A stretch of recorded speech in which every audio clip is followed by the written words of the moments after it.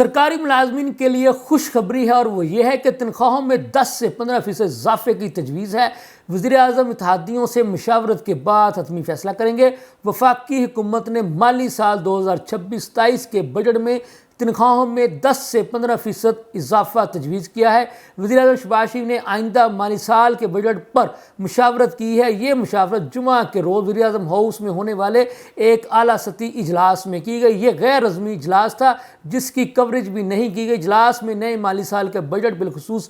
P S D taxes اور تنخواہوں اور پینشن میں اضافہ کے ایشوز پر مشاورت کی گئی۔ وفاقی وزیر خزانہ نے وزیر اعظم شہباز شریف کو بجٹ کے اہم پہلوؤں پر بریفنگ دی۔ ذرائع کا یہ کہنا ہے کہ افراط زر کی شرح کے تناسب سے سرکاری ملازمین کی تنخواہوں میں 10 سے 15% کے درمیان اضافے کی تجویز ہے۔ تاہم وزیر اعظم نے ہدایت کی ہے کہ متوقع وسائل کی روشنی میں ورکنگ کی جائے کہ ملازمین کو کتنا ریلیف دیا جا سکتا ہے۔ میں بات کر رہا ہوں جناب یہ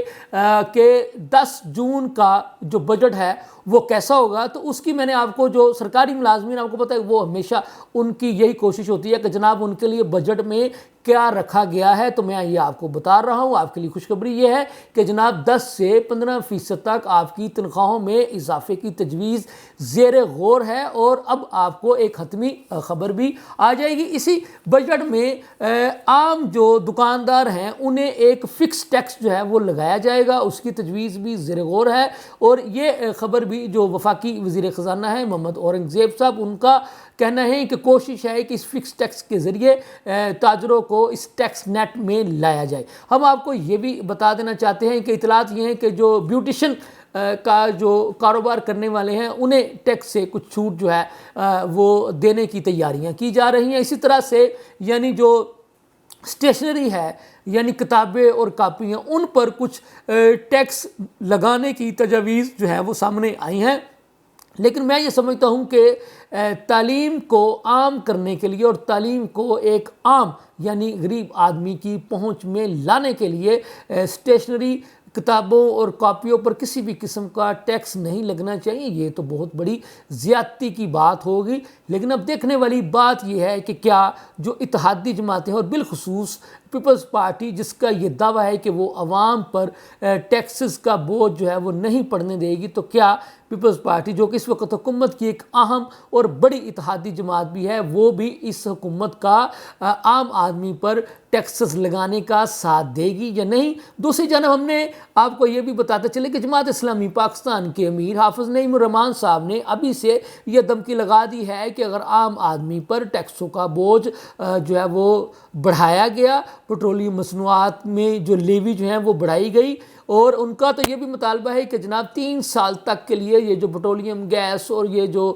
جناب باقی جو جن کے معاملات براہ راست عوام کے ساتھ ہیں ان کی قیمتوں کو فوری طور پر کم کر کے 3 سال تک کے لیے ان کو فکس کر دیا جائے تاکہ عوام پر کسی قسم کا ٹیکسوں کا بوجھ نہ پڑے۔ وہ کہتے ہیں کہ اگر حکومت نے ہمارے یعنی کہ جماعت اسلامی پاکستان کے مطالبات کو تسلیم نہ کیا تو حافظ نعیم الرحمان صاحب کہتے ہیں تو پھر ہم ملک گیر احتجاج کریں گے، اور پھر یہ طبقہ جس پر کہ عوام جس کو عوام کہتے ہیں اور جس پر حکومت جو ہے وہ بے جا قسم کے ٹیکسز لگانے جا رہی ہے، تو وہ طبقہ بھی میرے سانہ بشانہ کھڑا ہوگا، اور ہم تب تک نہیں اٹھیں گے اس احتجاج سے، اس احتجاجی دھرنے سے، جب تک ہم عوامی مطالبات کو منوا نہیں لیں گے۔ تو ناظرین، ادھر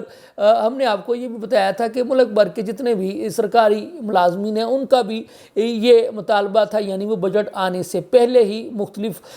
جو ہے وہ مطالبات کر چکے ہیں۔ یعنی وہ مطالبات ان کے یہی ہیں کہ جناب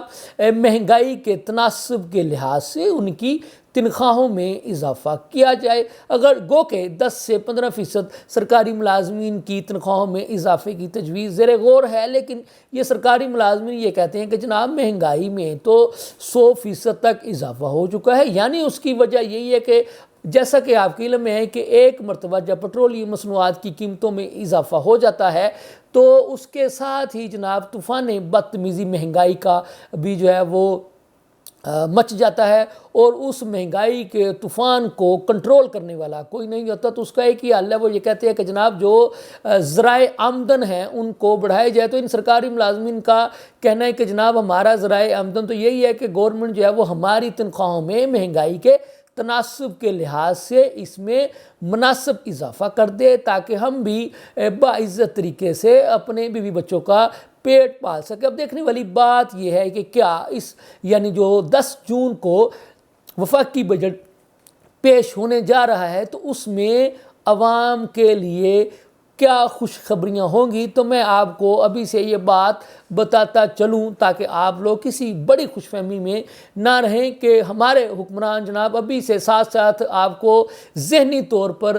تیار کرتے ہوئے دکھائی دے رہے ہیں، یہ کہتے ہوئے کہ جناب ہم تو عوام کو ریلیف دینا چاہتے ہیں لیکن IMF جو ہے وہ ہمیں منع کر رہا ہے کہ غریب عوام کو ریلیف نہ دیا جائے۔ لیکن یہ IMF جو ہے جس کو بنیاد بناتے ہیں کہ حکمران ہمارے کہ اس نے ہمیں ریلیف دینے سے روکا ہے، لیکن یہ IMF جو ہے یہ ہمارے حکمرانوں کو، سرکاری افسران کو فارچونر گاڑیاں دینے سے کیوں نہیں روکتا؟ یہ IMF جو ہے یہ ہمارے حکمرانوں کو یعنی خود نئی گاڑیاں لینے سے، اپنے شاہانہ جو اخراجات ہیں ان میں کمی لانے سے کیوں نہیں روکتا ہے؟ تو اس کے بارے میں تھوڑا نہیں پورا سوچئے اور بھرپور سوچئے، اور اگر آپ کو اچھا لگے، مناسب لگے تو جناب ان کا محاسبہ کریں، سڑکوں پر نکلیں۔ جب تک آپ سڑکوں پر نہیں آئیں گے، احتجاج نہیں کریں گے اور اپنے حق کے لیے کھڑے نہیں ہوں گے تو یہ جناب آپ کے جو حکمران ہیں IMF کو بنیاد بنا کر آپ کے اوپر اسی طرح کے بے جا قسم کے ٹیکسز جو ہیں وہ لگاتے رہیں گے۔ اس کے ساتھ ہی مجھے اجازت نہیں، اللہ حافظ۔